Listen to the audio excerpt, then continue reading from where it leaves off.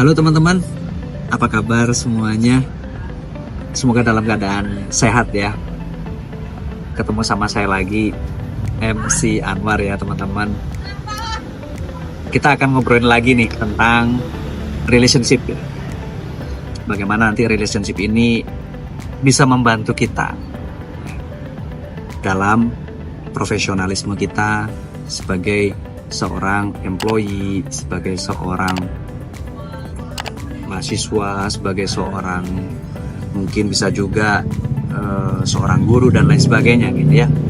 Nah teman-teman, di video saya yang sebelumnya kita bahas tentang pengertian impactful relationship building ya, bener ya. Jadi di situ ada beberapa kata kuncinya. Nah kali ini saya akan berbagi tentang 3 prinsip ya, yang wajib kita yakini, yang wajib kita pegang erat-erat, gigit kuat-kuat gitu ya. Jadi kenapa sih kita harus memegang erat-erat, gigit kuat-kuat prinsip ini? Jadi dalam setiap kehidupan tentu pasti punya prinsip-prinsip yang kita yakini ya. Jadi ibaratnya rukun iman lah ya, kalau kita coba analogikan rukun iman yang wajib kita yakini. Nah itu penting banget teman-teman. Kita akan masuk ke 3 prinsip ini ya. Jadi kalau 3 prinsip yang harus diyakini oleh impactful relationship building ini, yang pertama adalah kunci keberhasilan dalam membangun hubungan adalah transparansi. Itu prinsip yang pertama. Prinsip yang kedua adalah bisnis yang baik dimulai dari etika yang baik. Dan prinsip yang ketiga adalah kepercayaan adalah alat terbaik kita dalam membangun hubungan bisnis dengan pelanggan-pelanggan kita. Nah, pengen tahu dong masing-masing prinsip ini dong, bener nggak? Kita simak video saya selanjutnya.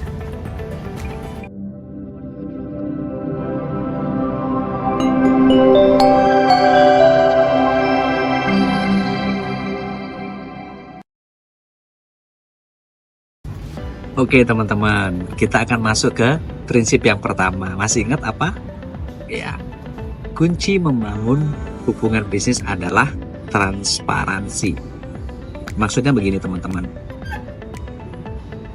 Sebelum orang itu nanti membeli produk atau memakai jasa kita wajib nih menyampaikan polisi dari perusahaan kita seperti apa, kemudian bagaimana keunggulan produk kita, bahkan hal-hal yang mungkin bisa jadi timbul pasca pelanggan kita itu membeli atau memakai produk atau jasa kita.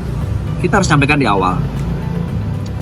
Logiknya gini teman-teman, ketika kita tidak clear di awal, ketika kita tidak transparan di awal, ketika produk itu sudah dibeli oleh pelanggan kita, jasa kita sudah dipakai, kemudian di kemudian hari mereka mendapati atau mengalami yang tidak mengenakan, itu akan menjadi hal yang tidak baik buat produk jasa, bahkan buat diri kita.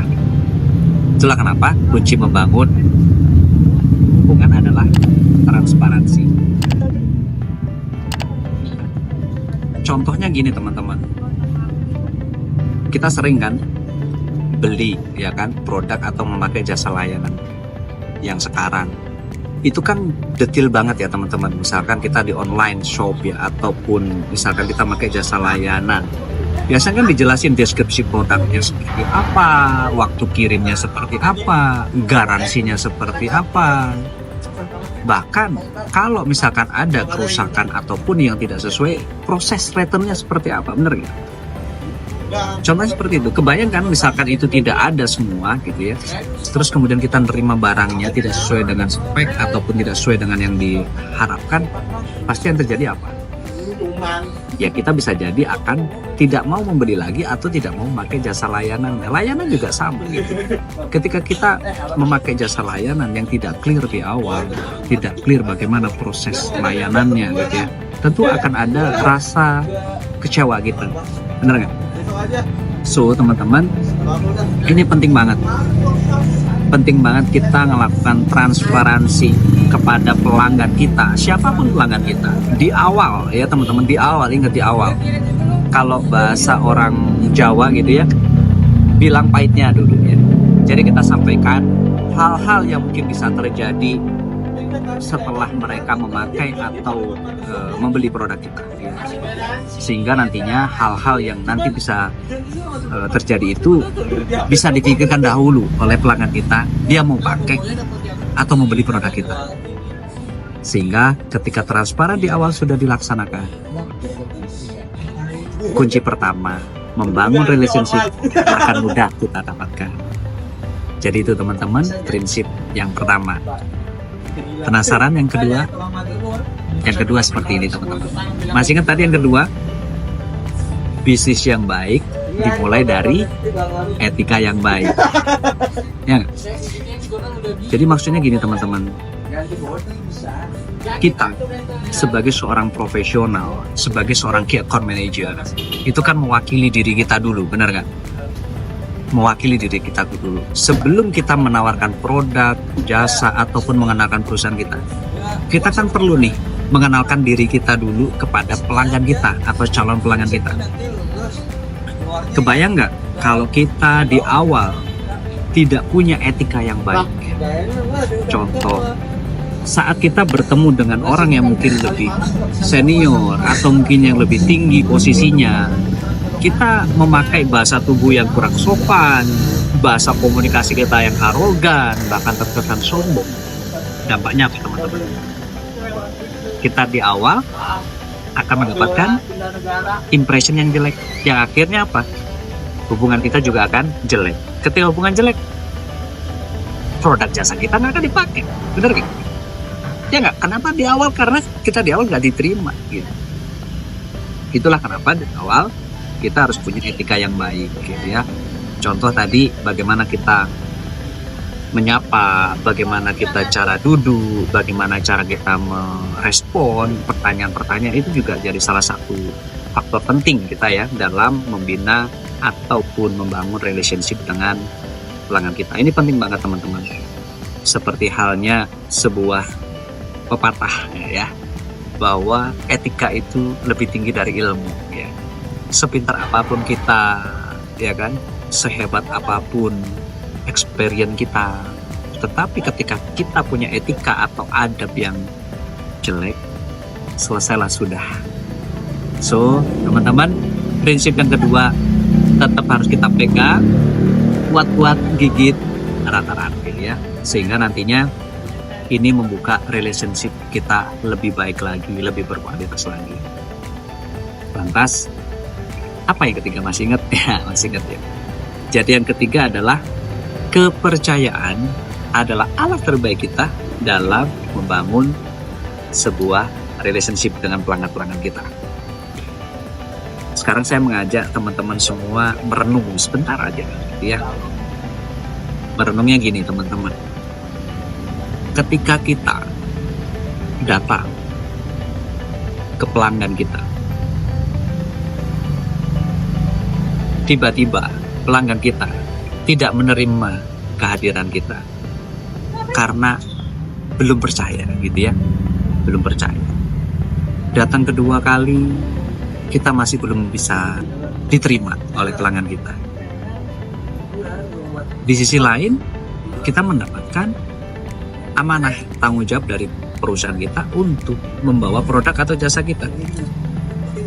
Apa yang teman-teman rasakan?